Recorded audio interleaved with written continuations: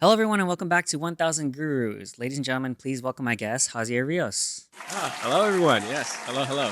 Uh, thanks for having me, man. Yeah, It's really a yeah. pleasure to be on. Yeah. Hazier, thanks. Yeah, thanks for being here. I know it's been like a while since we've connected. I think hmm obviously pre-pandemic, right? Yeah, definitely. Cool. So the audience already knows what you're all about based on your bio. Let me just go into how I know you. So we met when through UCI, the mutual team that we're on, Irmo, and I think I was on council, and then you were on for that era.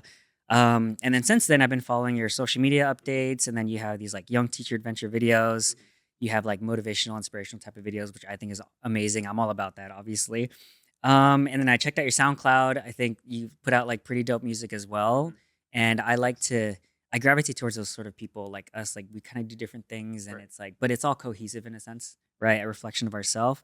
And you also enjoyed traveling. I saw some Yes. travel Yes. photos and videos too. So, any other clarifications on what you're up to, what you're all about? Anything you want to add in there? That was pretty good. Yeah, and on top of that, I'm on a journey right now to eventually attain my PhD in clinical psychology or educational psychology, Yeah, still to be determined. yeah. But yeah, I plan on starting a master's program this fall. Nice. Yeah. Congrats, man. Thank you. Think Appreciate that. that'll be super fun for you. Yeah, All right. thanks again. So, warm up question. We did talk about this. So, where does the name Bunky come from? So that's like your username on SoundCloud and Yeah. everything. hmm So where did that come from? Yeah, so it's a little bit of a funny story, but the name Bunky derives from this person. He was first known as. Have you heard of someone like Boom Gang? Mm-mm. Okay, so it's this guy. He's like covered up in tats. Mm. He was really famous like 2017, 2018 Okay. for the wrong reasons though. Yeah. Yeah, like he would like rob stores, and I did not like this guy Yeah. at all. And he would yell "Boom Gang" every time he did it. And this guy, um, he ended up going on like interviews. He's like, for lack of better terms, he was something called clout chasing. He was just Mm. chasing fame, right? And trying to get viral moments to spark his music career. And over time, he just kept getting deeper and deeper into the hole of chasing fame. And he started doing a lot of drugs. And there was this interview I watched where he literally passed it on the interview. Mm. And I'm like, Damn. oh man, like I do not want to be like this guy. Like, I don't know, you can't redeem someone like that. And then fast forward, I don't hear from this guy for like a year, like just radio silence. And then I remember like, oh, I wonder what that guy's up to. And randomly a video drops. He's like, hey guys, I've been gone for a while, but now I've been 8 months clean. I haven't done drugs, and I'm actually going to turn my life to God. Mm. And this is after he went to jail and everything. And I'm like, wait, what? This guy's like turning his life around. Fast forward to today, he's actually like really into religion and really into trying to show people that you can change for the better. And he goes by Holy Gabbana now, or is it John Gabbana, but he goes by Holy Gabbana. And I just respected that so much because it showed me as like a young teenager to a young adult that it doesn't matter how far gone someone might seem, they're still redeemable in some sense. And that inspired me to like kind of replicate that. Mm. Um, and the name Boonki, if you say Boonking really fast, like Boonking, Boonking, Mm. Boonking, it Mm. sounds like Boonki. And then I came up with a term called Boonki season, and that means it's comeback season. Like it's never too late to turn your life around. And I have to thank him for that because that's where the idea first came from. What I believed, oh, you know what? People can be redeemable no matter how much you might think they're not. And I thought it was really beautiful, honestly, because it was someone that I despised, Mm. and he's someone that I can actually kind of look up to now too. So I Mm. thought that was wonderful. That's a great story. I've never heard of that, but that's pretty Yeah, crazy. yeah.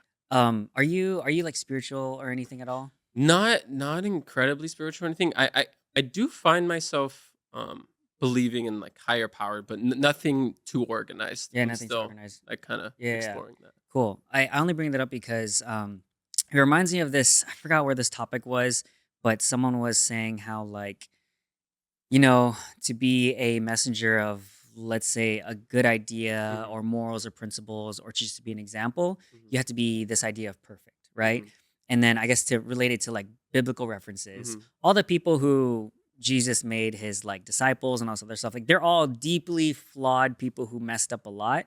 But what I learned from my pastor in my church is that like that's the whole point, is that it's not the perfect person to give the perfect message. Yeah. It's to show that everyone's flawed, everyone makes mistakes, but everyone is mostly redeemable, hmm and they can be more of an inspiration based on their story, and that's the people that God uses, right? And so at a higher level, it's kind of that same idea, which is like, yeah, you can be. We all make mistakes, we all mess up, but I think that idea of your biggest pain is also your biggest ministry, meaning like what you help people with the most.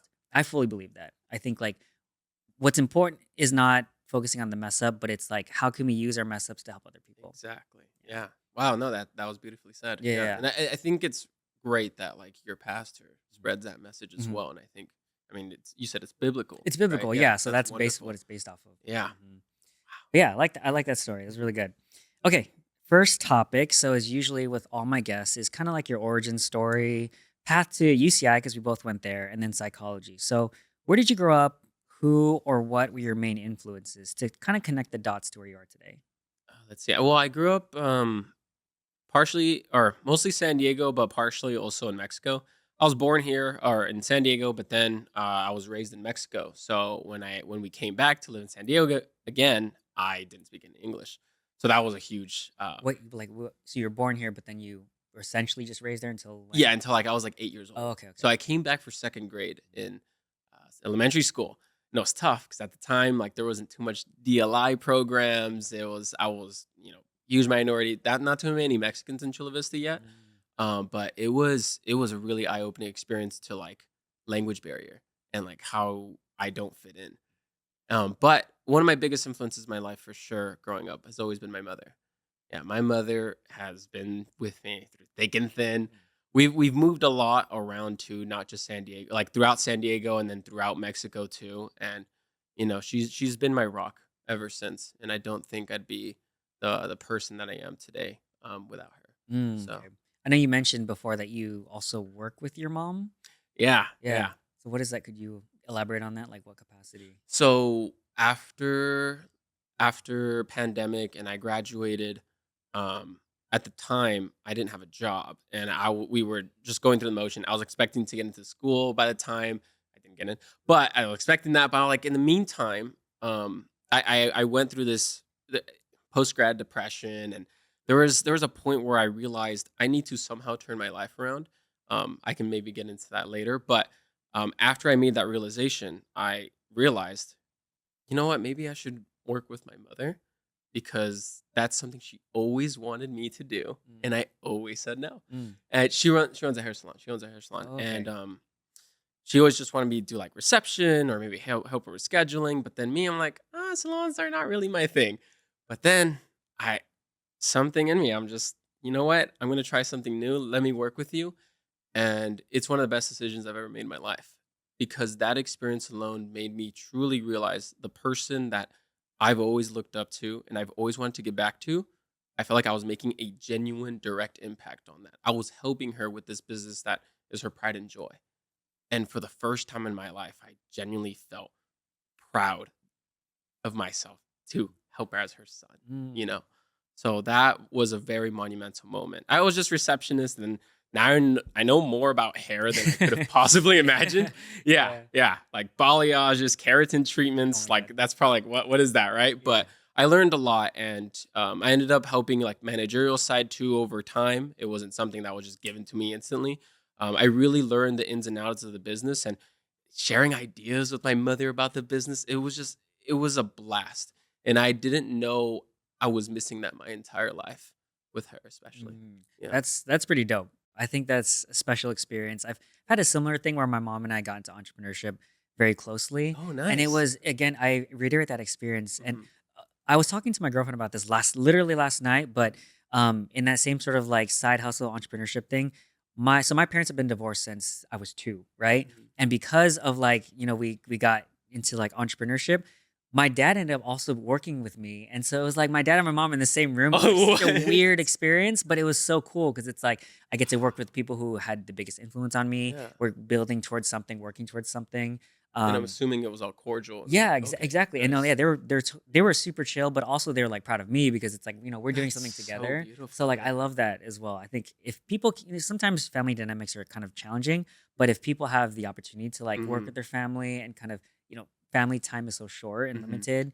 They say that study of like once you graduate high school, that's like 90% of all the time you'll spend with your folks. Yeah.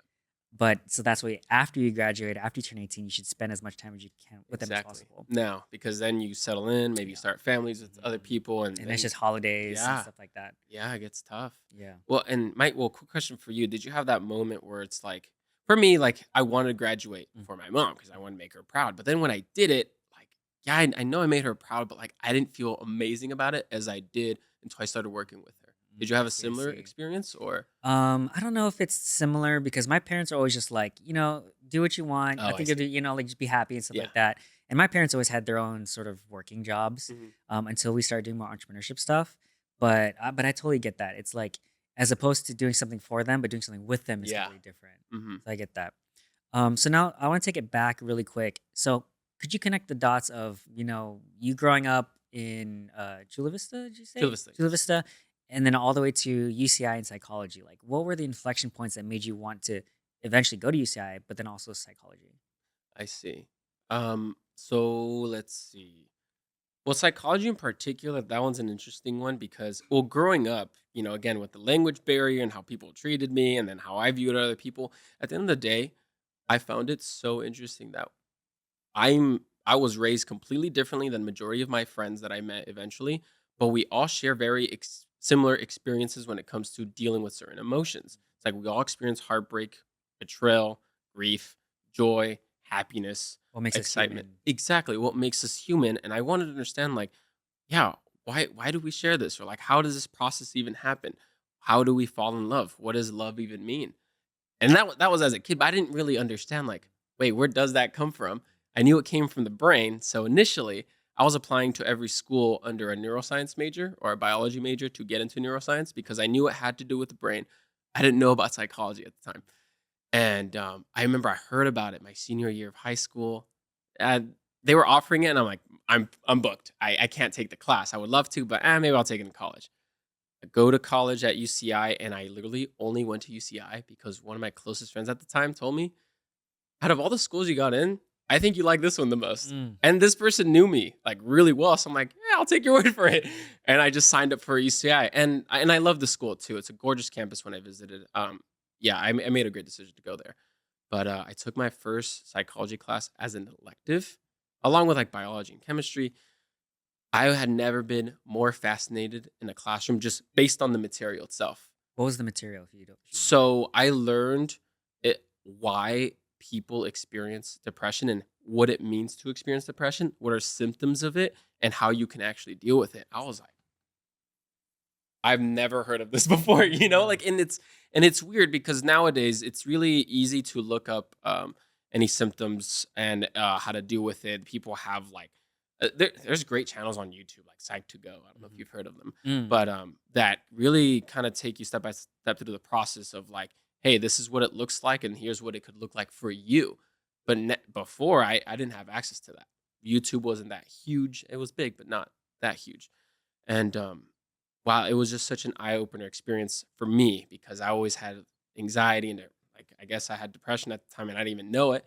And it was just an eye opener to see a full classroom of people learning the same thing, taking it in. It's like, wow, this is something that we could actually work on. I thought I Mm. was just a weird kid for feeling this way, Mm. So it felt to be a part of something bigger, and I felt like I fit in for once in terms of like my own emotions. I Yeah, see. So you really resonated with that first class, and you're like, it all exactly. just clicked into place. Hmm. So now we talked about this off camera, but you said you got into a master's program this fall, right? Correct. So where's the future lead, or what do you expect to be doing? Let's say in the next 5-10 years. Well, 5, 10 years, probably more school. Yeah, because the master's program would be 2 years or a year and a half. And then following that, I would be entering a PhD program where minimum it's 5 with like a max of 7 years. So definitely more schooling. But after that, I ideally see myself teaching at universities, pursuing more research into the realm of psychology because how we mentioned before, psychology is fairly new when you compare it to like most subjects like math or biology. That I mean, we've been talking about anatomy for many many years compared to psychology, and our world is constantly shifting a lot for for humans, like in terms of social aspect, in terms of Technology, yeah, of course. technology is moving faster than it's ever moved in the history of mankind. Like it's a lot to take in, and we're gonna need people that dedicate their lives to discovering, okay, how do we handle all of this new information? Okay, here's how we can do it. I want to be part of that team that goes in there and tries to figure out, okay, how can we make this like sustainable for ourselves, really? How can we take in information? One of the things that I would love to do is if I can improve humanity's relationships with one another and themselves, then I made it in life, you Mm. know? And not like I'm not just gonna say I'm gonna change the Just world, save the but world, yeah. yeah, Yeah, but but like as long as I'm improving human relationships, whether that means with other people or themselves, then I did it. That's I guess what you would say is my end goal with that too. I love Yeah. it.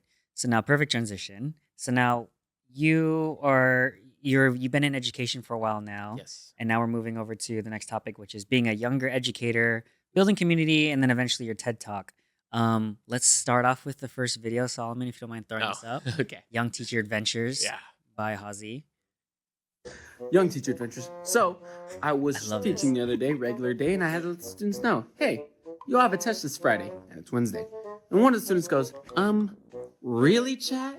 Really? Huh? Chat? Chat? I love the memes. I'm not streaming. You're not streaming. Why are you saying chat? Oh my We're generation's cooked. Yeah, I Young love Teacher it. I love Adventures. it. So, Fun. It's so funny because so I have a younger brother who is like a third year in college, and I have a baby brother who is going into high school next year, right? He's always like, "Oh, we're so cooked. We're cooked." Like Mhm. all the lingo that you know about. Yep. And so I related to that a lot. I was like, "Yep, yeah, that's my little brother." Yeah, exactly. Yeah, no, learning on the lingo. You'd think because I'm a bit on the younger side Yeah. compared to like most of my colleagues, Mhm. I'm like, "Oh, I'm gonna pick up on everything. No, cooked, I learned from them too. Chat, that was genuinely so true. I'm like, why are you saying chat to me? Mhm, Like, mhm. I get it's a Twitch thing, but Right. like, why are they saying it in As in real person? life, yeah. Yeah. We're not streaming. Yeah, we're not streaming, but literally almost everyone says that now too. Like I'll be out and about, and like my friends say it too. I'm like, what's happening? you know. Yeah, yeah, But yeah. it's cool. That's just how it goes. But then it really showed like, wow, yeah, I guess I really am the next generation, like above now. Yeah, Not the youngest. I feel like because like I mentioned, dancing on a UCLA team, it's like skibbity. Oh my They say slay because it's yeah, dance stuff, yeah. And so there's all these things, and I'm just like I'm hearing it, and I'm like, if I hear a reference that I don't know three times, I'm like, Mhm. oh, this is a thing, Mhm. or it's a trend, or it's a video, sort of Yeah, thing. But it's always a fun experience. You're like, what is this language? We're yeah. speaking the same language, but we're also not. Exactly. Yeah, and I really did not think I would feel out of touch Right, with the youth, right, right. You're like, I'm Yeah, young though. What are you talking about? exactly. Yeah. So how did you get into teaching? And then like what did you teach and all that stuff? So I got into it. It was a bit random, but we have a family friend who is a middle school teacher, and she suggested that I should look into it because there's a teacher shortage because of Oh, pandemic. I see. So I decided, okay, yeah, I'll do it. And they were increasing the pay for that year because they really needed other teachers. So I signed up initially just to be a daily sub. So I was just gonna do it literally once a week while I work at this at my mom's hair salon. I was like, yeah, we'll figure it out. And I'm gonna ease into it because I'm like, I kind of don't want to do it Mm. because working with teenagers Right. sounds like a nightmare, Right. right? And so I'm going into this like, okay, I'm gonna sign up for AP calculus class. They're just gonna work. It'll be super chill. I'll do my thing, right? Mm. And I get there an hour and a half early because I wanted to be like putting a good impression for my first teaching experience. And then the secretary's like, "Oh, you're early," because it was a midday assignment. You're really early. I'm like, "Oh yeah, I just wanted to ask for advice because it's my first time doing this." And she's like, "Well, actually, do you think it's someone in the class right now?" And I'm like, "What? Excuse me?" This is what you get for coming early. Exactly, exactly. I'm being punished for trying to do the right thing, right? But no. And then I'm like, "Ooh, I'm about to say no," but I'm like, "What class is it? What class is it?" Yeah, yeah. She goes like, "Oh, it's dance," and I'm like, "Oh, dance?" Uh-huh. And I was like, okay, I've danced for like 8 years at this point. I've actually taught classes. I have a background in ballet, lyrical, jazz, contemporary hip hop. And then she goes, no way. We're actually looking for a dance teacher right now. I was like, What are the chances? no way. Yeah. And even the principal came in and she's like, wait, you can actually teach dance? I'm like, well, yeah, if you'd like me to, but wait, like, is this full time? Like, what's going on? Like, Yeah. it's a lot. And Yeah. they need to teach right now, too. And yeah, one thing after another, essentially, we decided like it's a short term position. So I was with them for about 3 months until they found like a permanent position. And that changed the trajectory of like what I thought I wanted to do with my career. Cause before I wasn't really looking into teaching. It wasn't until all this teaching experience happened because after that 3 month, then they saw me, oh, this guy can actually do like temporary teaching. So then I had another class for 6 months in English. And then I had another class, or I taught summer school, which was government and economics. And then I had another class that was another 6 months. And no, this was a full year. This was 8 months. So a full school year. And that was sociology and world history. Yeah. And that was a ton of fun too. Mm. Then after that, it was biology. And then it was sociology and government. Okay, wait. So how do you go into teaching those different subjects? Oh, yeah. You know what I mean? Like Yeah. psychology, UCI. Yeah. How do you go into teaching all those different things? So what helped a lot was, I mean, in college, I did take courses in all of these, but Right. what truly helped is the fact that I took AP classes in high school, like AP Gov. I'm like, yeah, I could probably teach government again. I just needed to like relearn everything. I see. But to me, they ask me if I'm comfortable to do it. And it's like, as long as you know these core concepts, try your best. And they're not expecting too much because I'm not a permanent position. So they're not like, hey, you need to be like top level. But I mean, in my opinion, I gave it my all. Mhm. Like, I genuinely gave this position my all because I told myself, I'm here. Like, I might as well try my absolute best at this, even though I know I'm not going to do this forever, like at least high school teaching. I want to give it my all and try to make this as best of an experience for myself and for everyone in the classroom as well. And yeah, it's genuinely been one of the best jobs I've ever had in my entire life. I like it. Yeah. So 2 questions, and these were probably a little loaded, and or this is one thing we could probably go on hours for. Mhm. But biggest challenges of being a high school teacher, and then 2 biggest takeaways or lessons that you've learned as you reflect on your 3.5-ish or so years of experience. I see. So takeaways, challenges. So with the challenges, I would say it at first it was classroom management because I'm younger. So they're like, "Oh, this guy's gonna let us do whatever we want." Yeah. So and I was I guess like the chill teacher at the time too. But I've learned over time to like really put my foot down. Like, hey, like I want you guys to actually learn. And navigating that was so tough because I hate being like mean. But what I did instead is I talked to them like as if they were like how I would talk to an adult. Like, hey, I know this might not be that interesting, but I promise you, like, I'm going to try to make this as interesting as possible. Do your absolute best. And let's work together to make this a good educational environment for all of us. And I always tried tying everything we learned to the real world. And that literally clicked for majority of the students every single time. And I was surprised, like, yeah. And I asked them, like, wait, do they not teach you this way in your other classes? They're like, nope. And that surprised me, but I get it because it's not technically part of like the core curriculum to constantly try to tie everything. And it's a lot of work to do Yeah, that too. like making it relevant to the real world, Exactly. like Like, they should care about it. exactly. It's hard to make them care unless you try to find, because luckily I was younger, I understood more pop culture references or movies or music, and I tie that in, or maybe whatever is going on, like especially in government. There was so much to talk about at the time You're too. like, trust, this is very relevant. Exactly. Yeah. So that was the easiest one to tie in, along with sociology. But the ones that were a bit more challenging was like English and biology. But once I got around to those, it was I wouldn't say walk in the park, but definitely way more manageable than the beginning. Second challenge, and probably the most pressing one, was coming up with all this extra time to try to grade everything at home, to prepare at home. It was like, I don't have this time. And I'm like, I feel like I don't have any time for myself anymore. My life became school and I wasn't even a permanent teacher. You know, that's the part that really blew my mind from the whole thing. And then, but so this one semester, I told myself, this whole semester, I'm not taking any of the work home. I'm going to do it all here and I'm going to lock in and do it all during school hours.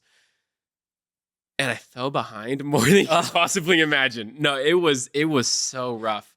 And I noticed it affected my relationship with the students too, because something I would do, and this is me like I went above and beyond, but I don't regret it, is for the English class, I made it a goal to sit one-on-one with every student and just to get to know them. So I'd ask them 3 questions like, how's school? How's life outside of school? And what's one thing you're looking forward to in life? And you'd be so surprised how much students would share. Sometimes some students didn't share. And like I didn't pry. I just wanted to get to know them at least on a basic level. And it improved the learning environment by like tenfold when I did that. And but unfortunately, that was when I took homework with me. When I didn't do that, it was 10 times harder because I still tried doing that as well. I could only do like maybe half the class if I was Right. lucky, right? So that became the 2 biggest challenges because it obviously it affects classroom management but I needed to have some sort of a life at home again. But at the time, I didn't mind this job becoming like everything to me at the time. It was genuinely so fun. Yeah. And I guess that goes into my takeaway too with like the students. I mean, I went into this job thinking, man, teenagers don't like them, right? And most older adults don't, right? Yeah. Because they're reckless. They Yeah. don't know what they're doing with their lives. And while maybe those 2 things may be true, their brilliance is also true. Their talent, their motivation, their compassion. And it really broke my heart, like learning how many students nowadays just feel like so hopeless at such a young age too. Like I would tell some students like, "Wow, no, you're doing amazing. Like I'm proud of you. You've come a long way." And seeing like the light in their eyes when I'd say that, and then some people they just brush it off like instantly. But I'm like, wait, do they not hear this? Like, are they not as hopeful as I thought they would be about their futures? And that really was a wake up call for me, and just seeing like, I wonder how it is for them on a daily basis at the school. Like, if no one ever told them that, or like if I wasn't around to tell them that, because some students told me, and the fact that like only 2 students told me, yeah, I've never had someone tell me that before. I'm like, oh my gosh. That's still too many, right? Yeah, Yeah. exactly. And the fact that they told me that, so that tells me like there's even more More, students yeah. that are just the silent majority. And it broke my heart. Like, man, these kids need more hope in their lives. Yeah. And us as educators, it's almost, part of our jobs to give them that hope too. Because we're here to teach them about the world at the end of the day. Yeah, I'll teach you math and science and English, but hey, I want you to succeed in life. Should be all of us as educators, our end goal with each student that we have. And I learned this when I went to summer school. It was, extra pay because it's summer school, so I did it. I was like, I'm gonna get the worst kids in manageable. I'm gonna get the dude that yells at the Yeah. teacher, that throws stuff at me Yeah. or something. And I found the complete opposite. It was all the quietest kids you've ever imagined. Why do you think that is? So my understanding of it is they lack the most attention in class because they're the quiet kids. So for instance, like the rambunctious kid that like maybe he yells in class or swears, whatever, the teacher pays attention to them a lot more than the person that's like, for lack of better words, like suffering in silence. Every single kid for both of my summer school classes, silent. It wasn't until closer to the end of summer school session, like a bit more lively because I did exercises for them to talk to each other. But for the most part, I was shook. Everything I thought about, like what determines a failing student, just like was flipped on its head. It was like, oh, we're not paying attention to our students enough because they knew their stuff. Once I had to do a lot of one-on-one, but once I really talked to them and really guided them, they got it like that. But it was like, wow. But I don't blame teachers too. Of The course. ratio is wow. Yeah, You it's know, an uphill battle. it is. I mean, for me alone, I had like the most I had was around maybe 150 students, Yeah. something like that, 140. And that's a lot for me, but I still, try to do my best. But I can't imagine like with, especially teachers that are older. Yeah. That's a lot of like young people to manage, a lot of energy. Like I'd go home socially drained. I didn't want to talk to anyone. So it's that's why I don't necessarily blame the teachers. It's more of like, you know, maybe we need a bit of a better system, like organizational at least. Yeah. So, but yeah, our kids do need a bit more attention on the like just emotional front too, Mm. and hope. That segues great into our next section. But really Hmm. quick, I want to show your TED Talk photo. Oh So yeah, you're my second guest who's ever had a TEDx talk, which is fantastic. Mhm. I'll link to it in the show notes so they can check it out. Awesome. I loved it, little by little. Thank A you. great. You kind of touched upon it already in your Hmm. story, but I think that's very impactful. It's like kind of the idea of tackling a large thing. You just kind of do it piece by piece, Exactly. and I think that's very good for especially your students. Um, we have to move on to the next section No now, worries. but so this next topic is on social relationships, emotional well-being, and getting human experience. All right. So you put that in like the topics. So could you elaborate on this idea of personal human experience? Like, what do you mean by that? Yeah. So with personal human experience, it's just focusing more on the individual experience, like not so much like your friends, your relationships, like loving one another. Like, what does your life look like on a day to day basis? How do you talk to yourself? What is your self talk? And most of us have like a self monologue every day. What is that saying to you every day? Like a Or mental script. exactly, like a Mhm. mental script. Like, what is that saying every day? How do you view yourself? How do you react to things all the time? Because for the most part, I don't think I've had an experience in any classroom, at least in high school, where we touched on that. Where it's like, hey, how do you approach situations on your own? How do you look at your life? Like, because we all have such different perspectives. We come from completely different backgrounds. Even if we're culturally similar, our parents raised us probably completely differently.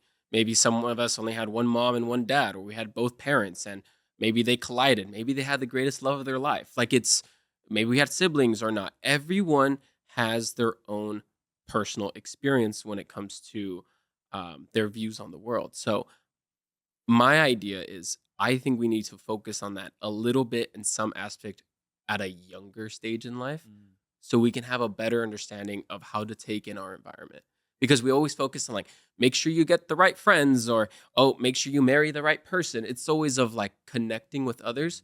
What about connecting with yourself a little bit External more versus first? internal. Exactly. Mm. Yeah.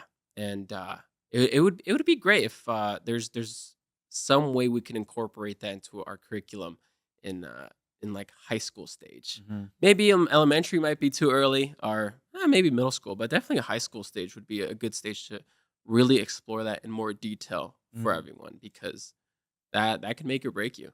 Yeah. Right. So we talked about this a little bit off camera, but Hmm. if you were talking about the educational system and how we can improve it. Obviously, Hmm. there's a lot of room for improvement and growth. If you could, in an ideal world, create that, what are some highlights or key changes do you feel like would make the most impact? An entire class on just communication. What kind of communication? So, for instance, well, one, public speaking, I think, is one of the best things you can do. So, for instance, I've told my students, and they hate me for this, but I've told my students English is probably one of the best classes you'll ever take because that's the closest we'll get to communications in a high school I level. see.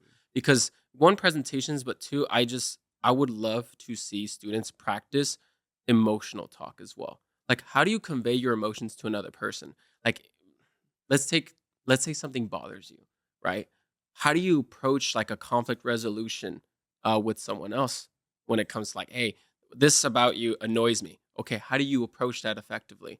I only learned this when I was in college. Mhm. I took a whole class on social relationships and how you should approach certain situations. And I was also a peer educator. So that was all about like, okay, mental well being, and this is how you express yourself in an effective and respectful manner. We're losing that a lot because it's not touched upon at an earlier stage in life. Mhm. And I believe that would uh, just have tremendous value on people's relationship with not only other people, but themselves too. Like, let me give you an example. Mhm. So, when you write an essay, you have to write an intro as to like, this is what the essay is pretty much going to be about. That's how most people should go into conflict resolutions with anyone. So let's say, for instance, like me and my girlfriend. Let's say I'm always late to things, and she gets really annoyed by it. So she'll go up to me like, if she doesn't preface anything, she goes, hey, this really annoyed me. I just am constantly baffled by the fact that you're always late and you make me feel stupid. And it's like that's more of like a hostile environment versus if she was to preface like, "Hey, I'm only going to say this because I want a relationship to improve for both of us and I just want to understand you a little bit better. And can I just want to be honest, like it kind of annoys me that you're consistently late and it hurts and it really irritates me." That at least opens the door to the possibility of it being more of a conflict resolution rather than, "Oh, she's attacking me." Because at least it opens the door. I'm not saying guaranteed, hey, preface everything and people would understand you. No, but at least it opens the door to just a civil discussion. It's like, oh, wait, yeah, she does love me and she's only doing this for the betterment of our relationship. Mm. That prefacing, it sounds so simple, Yeah. but it's like the most effective thing you can do when it comes to conflict resolution. It doesn't even have to be romantic. It can be your friends, your family. Um, if you talk to yourself a little bit, that could also really help. Mm. I do it all the time. I ask myself, like, wait, Preface why? to myself, Hazi, Yeah, we need to do this. exactly. No, yeah, Yeah. exactly. And it helps a lot. It helps a lot. The words you say on a daily basis, especially to yourself, Mm, eventually create that reality for you. mm. Yeah. I like that. Um, I think my next question is like this idea of emotional well-being. We're kind of talking about that, but what do you Mhm. think people get wrong about their own emotional well-being? So what I've seen, kind of two things. One, people don't give enough patience and time to emotions compared to other things. So, for instance, like let's say you want to get six pack abs, right? Let's say you do 1,000 sit-ups today. You're not gonna have a six pack tomorrow. That's just not how it works, right? I mean, you might see a difference because 1,000's a lot, Mhm. but you're not gonna have like the shape that you ideally want. It takes time and consistency. But the same thing with emotions, and I've seen this with my students too, because I've had classes where we would discuss like, hey, here's some little things you can do in your life to improve mental well-being.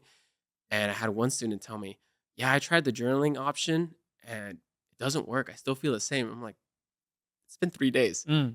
and it's been only 3 days. What, you don't have abs yet? Exactly right. Yeah, Yeah, yeah. exactly. But it's because you can't see it. It's all about just how you feel, Right. right? And you can't see the progress, but trust me, there's progress in there. It's like, let's say you did 100 sit-ups, there's progress there, but you just can't see it yet. And I believe people need to give emotional well-being that same patience. And Mm. also the difference is too, it's not one size fits all. Like, again, going back to the ab example, like you can do sit-ups and you'll probably get there eventually. But let's say you do the journaling thing for a while, that might not work for you.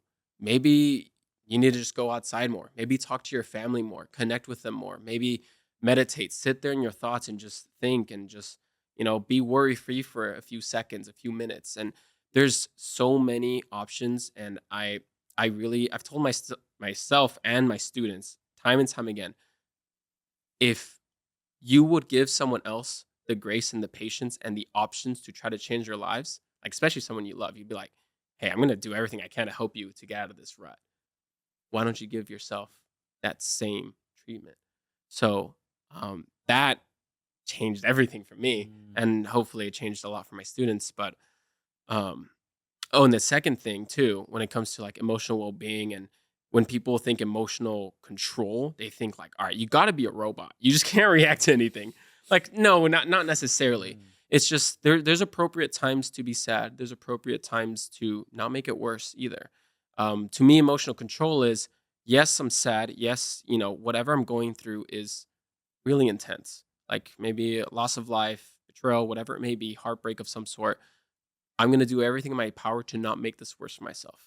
Because a lot of people, they'll turn to drugs, Downward spiral. downward spiral, and it's tough, and that comes with not having enough emotional well-being, enough emotional control. That's more of what we mean as when we say you should have good emotional control, because there's a time and place to like cry it out and be sad. But man, do your absolute best to like fight for yourself too. It reminds me a lot of Inside Out, Mhm. right? One and two, both great movies. And similar, I guess, the big takeaway for me is that our emotions are there for a reason. Yeah. And for a lot of people who try to robot their way through life, it kind of suppresses those things and they're Yeah. there to help us. Yeah.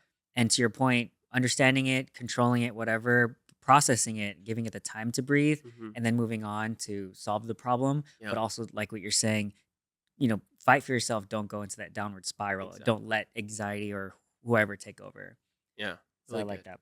And well, last thing to Mhm. touch on that too, it's like also the when I mentioned the patience too, it's like almost never ending. Mm. It's like if you want to keep the abs, you got to keep working out, and it's the same thing with emotions. People think, "Oh, I feel better now. I can You stop." can stop. Yeah, it's a Yeah, lifelong process, right? exactly. It's consistency, lifelong, but it's what makes it fun too. Right. Yeah, It's an but added value. It's like maintaining your car. Like if you maintain your car, then it'll take you places, exactly. right? Mhm. So I want to talk about this similar again. Is what do you think are the biggest challenges in navigating social relationships? So similar vein, and then maybe what advice do you have for people to navigate and or improve these social relationships? Let's see. Navigating social relationships. Well, I mentioned it earlier. 1,000% has to be communication and how we communicate ourselves to others, like how we present how we feel about someone to another person.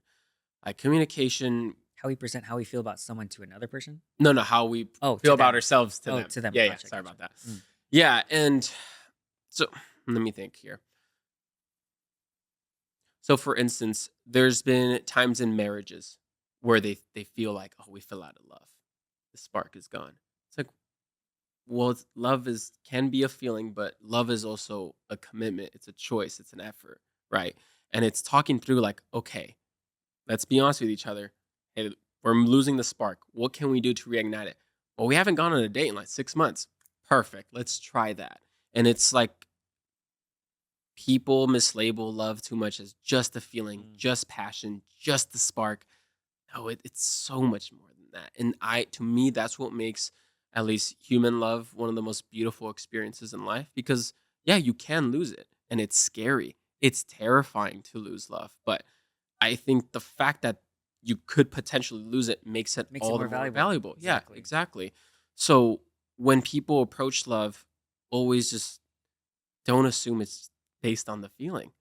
Work at it. It's at the end of the day, I mean, I don't want to say treat it like work, Right, right, right. but it is work. It requires effort. It requires effort. Like, and it's, that whole like fight for yourself, if you're a downward spiral, fight for your love, man.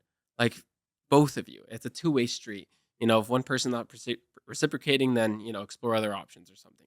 Other ways to deal with that. But at the end of the day, with most marriages that at least have been studied, it's because they don't talk about their love anymore. Because then it becomes about the kids, Mm. about their car, about their career, Mm. about other The things other focus is than external. yeah. Yeah. Because we get really comfortable. Even I mean, I've been in my relationship for a few years now, but even I've gotten too comfortable, and it's pretty fresh. It's like, oh wait, yeah, maybe we should go on dates more often. Let's explore new worlds together more often, and let's keep this thing alive together, you and me.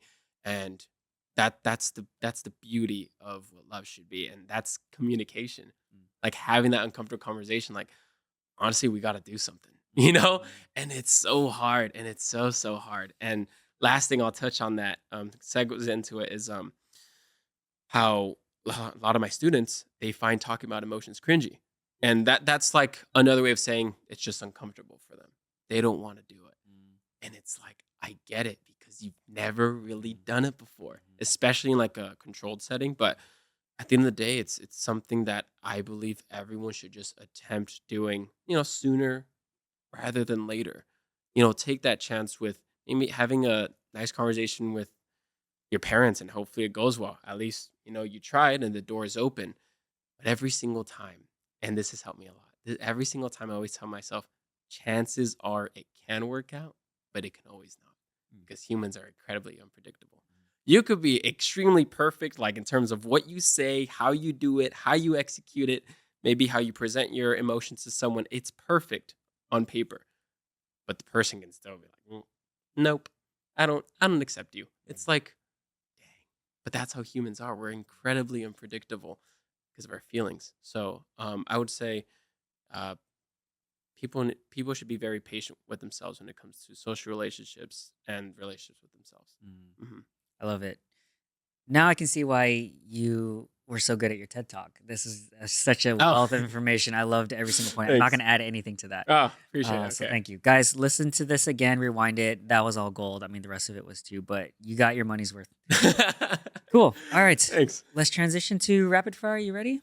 All right. So rapid fire questions. You All can right. take as much time as you need within 15 minutes. But Yeah, so gotcha. first question, billboard question. If you could put up a sign for millions of people to see, what would it say? Ooh, okay, I have two. Is that Sure, okay? go for it. Okay, number one is, as I mentioned before, it is never too late to turn your life around. I've met people in their 80s that have been drug free for 6 years, and now they dedicate their lives to teaching others, people much younger than them, to stay drug free as well, at like rehab centers. It's absolutely amazing to see. And then obviously with the boom gang experience, Gabbana, but with my own students, I have 17-year-olds telling me, Mr. Rios, no, it's too late for me. I don't think I can be Oh, successful. I'm like, you're what? 17. Yeah. Like, it's not too late, Yeah. you know? It's Yeah. not too late. Like, yeah, sure, you didn't start, studying hard when you were 5. Sure. Start now, Yeah. right? Start right now and see where life takes you. Because I've had friends that, they graduate with 2.7, go to community college, and then they transfer into like UC Berkeley. Whoa, right? Anyway, second one is life is as simple as you want it to be. This one requires a bit more context, but it's because you can let someone critiquing you or making fun of you affect you for the rest of your day, rest of your week, or you could take them and like, okay, I'll move on, because a lot of us take in negativity so intensely, especially me. I'm guilty of that too. I'm working on that. So like, if I get 10 compliments a day, one person says something negative, sticks with you, right? But instead of making that complicate my life, oh, let me simplify it. Or let's say I want to get good at doing music. That's complicated. Oh, let me get good at it and simplify it. That's that way. Or like my relationship, oh, it might be complicated. Well, let's simplify it by effectively communicating with each other so we're on the same page about things. Life is as simple as you want it to be. I Yeah. like it. Next question. What is one of the hardest challenges you faced and what did you learn from it? Ooh, let's see. Rapid fire, huh? I'd say believing in myself. I, for so many years of my life, was incredibly hard on myself. I would do a performance, like for dance, for example, and my friends would be like, wow, that was really good. Like, you're really good. And I would be like, thanks, but no. I would tell them that. I would be like, no. Like, you're actually wrong. Exactly. And looking back, like, dang, I kind of took away from their excitement too, from their experience. It's like, oh man, I kind of ruined all those moments when people told me good job, and I ruined it for myself, especially. So, and even I've been in instances, where I just didn't believe in myself, and it like held me back from so many opportunities in life, or ruined friendships because I'm like, oh no, I suck. I'm a terrible person. Like, I'm not a good enough friend for you. I need to leave. Like, it was really bad. Me being against myself is, if I were to have a regret, I don't have regrets because I love the person I am today. Mhm. But if I were to have one, it would be I should have believed in myself sooner rather than later. Hey, but it's never too late. Right, Yeah. exactly. Okay. Well, I guess in the same vein, if you could give your younger self advice, what would it be now? Believe in yourself. Okay, Yeah, there we go. yeah. And at the end of the day, no one will come to save you except yourself. Because I was surrounded by wonderful people that would try to help me all the time. Like, you should go for this job opportunity. Oh, you should take this class. You should do this. And I'm like, no, I'm not good enough. Like, at the end of the day, like, everyone can try to lift me up, but if I'm holding myself down, I'm the biggest weight. So I genuinely believe in yourself. If you could redo one thing, what would you do differently? And I know you said no regrets, but as a thought experiment, maybe something in teaching, if you could go back, if you could redo something, what would you redo? I think I would try to incorporate. I started doing it in like my later half of my teaching career. Is I started having like TED Talks in class. So when there was time, I would write on the board like topics that I knew about, or I'd be like, what's a topic you think I can talk about, right? And that was so fun for the students. I'm like, I should have done this earlier, because then it made them more engaged into everything we were learning. They're like, wait, this guy kind of knows his stuff about, and I made it fun and interesting for them. And it was so fun hearing their thoughts too, because it wasn't just one sided. I'd be like, and has anyone experienced something like this? And then they would share their story related to the topic. Oh, it was That such sounds a amazing. blast. Yeah. That was such a blast, man. Yeah. What new belief, behavior, or habit has improved your life in the last few years, let's say?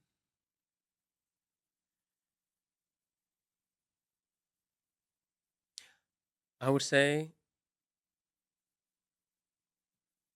reminding myself that there are things outside of my control and that there's things in my control. As long as I'm getting the things in my control, I worry a lot less about everything else now. Because before, man, I was worrying about every little thing that was out of my control. Mm. And it played into the whole like, see, you're not good enough because you can't control everything, like it was tough. But reminding myself every day, like, you know what? Like, I'm just gonna focus on what I can do right now. Everything else, like, it is what it is, right? It is what Yeah. it is. Yeah. But as long as I focus on what I can do, I'm proud of myself. I'm happy with the person I am because I'm consistently working on the things that I can do. Yeah. I love it. All right, this is a two-part sort of each side of the coin question. But if Mhm. you knew you wouldn't fail, what would you be doing now? And if you knew you would absolutely fail, what would you do anyway? Wow. I love this question. If I knew I couldn't fail, well, I would be a musician, doctor of psychology. Mm, Yeah, I would do that, and my genuine dream, if I just couldn't fail at it, is I'd go on like a tour of doing concerts and also doing public I speaking love events it. about I can see psychology. Yeah, that. I can if I see could that. do both, but it's like, realistically, I don't know. I don't know. I'm telling You myself I never can't do know. both. You never You never know, know. right? Hey, But I little could by definitely little, fail. man. Little by Little by little. That's right. Yeah, I gotta take my own advice, Good stuff. really. Yeah, So and if you knew you would absolutely fail, what would you be doing anyway? psychology, I love it. and like speaking about it with students. People that have a whole life ahead of them. Mm. I would try to help them no matter what. Even if I fail, well, I'm still doing what I love, and if there's just a chance I can improve just one person's life in the room, Mm. that's the world to me. Mm. Yeah. I like it. All right. What is one thing that you've been pondering deeply, or what is your favorite hot take you think people wouldn't agree with? My favorite hot take people, or something I've been pondering deeply, or favorite hot take. Yeah. Ooh. Mm, that's a tough one. Wow. A hot take? If you don't have one, you just be something you've been thinking about. Something I've been thinking about. Well, just people's opinions, like mainstream opinions on things. Not, I don't want to use the word mainstream, but it's just general opinions towards art nowadays, like especially movies and TV shows and music and just art, like paintings. Like I've seen way more negativity around it than I ever have in my entire life. Like I believe if people found a way to express their own art, I don't think we should call that like terrible. We should be like, oh, I don't agree with it, or like, I just don't rock with it, but it's cool. Like I don't think we should be knocking on people's art so harshly because at the end of the day, majority of art isn't necessarily offensive either. It's just they try their best. Expression. Exactly. It's Mm. just an expression and they try their best to convey this message. And I think we're being way too harsh, especially on newer people pursuing art.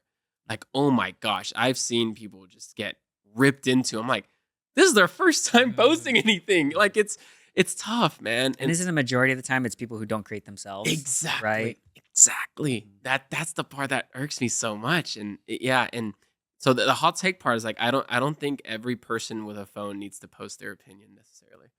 Yeah, I like it. necessarily. I like Yeah. it. Especially Yeah. if it's so negative. Nice. Yeah. Okay. What is one of the best or most worthwhile investments you've made in either time, money, energy, etc.? Wait, can I say one more hot take? Go ahead. We should ban phones in school. I mean, I like it. I'm trying Okay, to cool. ban phone for myself. But Okay, great. It's Yeah. kind of hard, but I want to do it. Yeah, yeah. Nice. Yeah, because that's such a distractor. But best investment, yeah, so this changed my life. So there was a period where I feel like I've hit rock bottom multiple times, but I feel like that's all of us. Yeah. But I felt like I hit that period. Like I remember I was on the floor scrolling through TikTok for 7 hours straight, and I was like, I need to Dang. fix my life. Yeah, PR. yeah. Oh gosh. But at the end of the day, I decided, you know what? I'm gonna walk outside every day for at least 10 minutes. 10 minutes turned into 20, to 30, an hour, into 10,000 steps a day. Mm. Changed my entire life. I got my life together. I started talking to my family more. That's when I started working for my mom. I started working on myself, exercising more because I was 20 pounds underweight too. And to me, I just wasn't proud of that. I felt really unhealthy. I was getting sick a lot. I wasn't sleeping well. I was waking up anyway, and just walking outside, no music, just walking. Just being present, walking. Exactly. And just thinking. And then I would take breaks on this bench with like a decent view. And I'm like, and then I started walking with like the old man walk, the hands behind your back. Yeah. And I'm like, I understand why they do this now. Like, wow, it had such a dramatic impact on me. It changed my life forever. Walking outside every day. I like it. I recommend it. I do the same. 10,000 steps has changed my life, like in small ways, but also it's like the little things, but also the big things. So I recommend it. Exactly. Last Like rapid. snowballed. Yeah, exactly. Yeah. Little by little, right? Little by little. Last question for rapid fire: favorite books, movies, videos, articles, media, etc. that you share the most. Any sort of media that you're like, I think you should consume this thing. Besides your TED Talk. I know. Oh, yeah. Because it's great. Yeah. You should do that. But aside to me, it's always because like it depends. Like, oh, I know you like this, so you should watch this. contextual. All right, super random. I said like watch anime. I love anime. Okay. No, I mean, same. My last few episodes are all in anime. Yeah. Top rec. Top Oh God. Okay, if you're new, Hunter x Hunter. My personal favorite has been ReZero season 2 because of the exploration of like the psyche and the character development. Boom. There. It's rapid fire. I love it. ReZero's on my list. Yeah. Okay, cool. We have come to the end. Hazi, so this ending question. So I like to end with gratitude. Shout out to my mom. I just called her today. So Hazi, what are you grateful for? I'm well, one, I'm grateful for this experience. It's been phenomenal. I think you're doing a great job. Thank you. And I think you're changing the world little by little with this, honestly. Thanks, man. And I'm just really grateful for the life I have right now. Like, there's moments where I think, man, my life kind of sucks. But I'm like, no, it doesn't. Does it really? Yeah, like I have a phone. I got a roof Yeah. over my head. I have a car. You know, I can drive here from San Diego. Like, I live in San Diego. Yeah. You know, Yeah. life is genuinely so amazing. And like, as long as I'm having my basic needs met, and I'm surrounded by people that love me and support me, and I have a good time with too, and I love and support them, I couldn't ask for any more.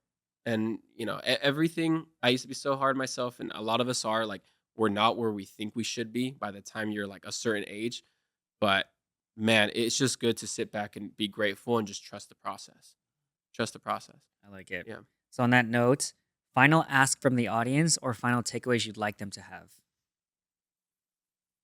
So I look at the camera. Go for it. Right there. Guys, please, please, please, the last person you should ever give up on is yourself. Absolutely. Yeah. And just try to live a life with love, with good intentions, and don't stop learning. Do not stop learning. Watch more than 1,000 Gurus. You'll learn a lot. Thank you, sir. I don't plug my podcast often, but thank you for that. Yeah. Like, subscribe, share, comment, whatever. If this added value, let me know. All right, last question. Hazi, where can we find you if people want to see what you're up to, connect, etc.? Yeah. So I got Instagram, TikTok. So hazi.er. Yep, right there. And then TikTok is just 33 on top of that. I stream too on my alter ego account, Boomkey33. And then I also is that it? I think that's it, I right? think that's it. SoundCloud. Yeah. Oh, my SoundCloud. Yeah, Boomkey on Spotify as well. Spotify, Apple Music, on all streaming platforms. I make music on there. Yeah. It's really fun. Perfect. Yeah, and I'll link to it in the episode, so you'll be able to find it everywhere. All right. So, well, that is the end. Hazi, thank you so much for being here. Thank you, I really man. appreciate it. Oh, Thanks for so fun. stopping by. I know we have a lot we could probably cover, perhaps a part 2 if it's in the cards, but I really appreciate you being here, man. Yeah, no, thank you so much for having me. I would love to be back. Yeah, nice. that'd be All right. awesome. So my final sign off for the audience. Thank you guys for being here. I really appreciate it. Reminder to always be kind to other people, especially yourself. Mhm. And you can always learn something from someone if you take the time to listen. So thanks for being here.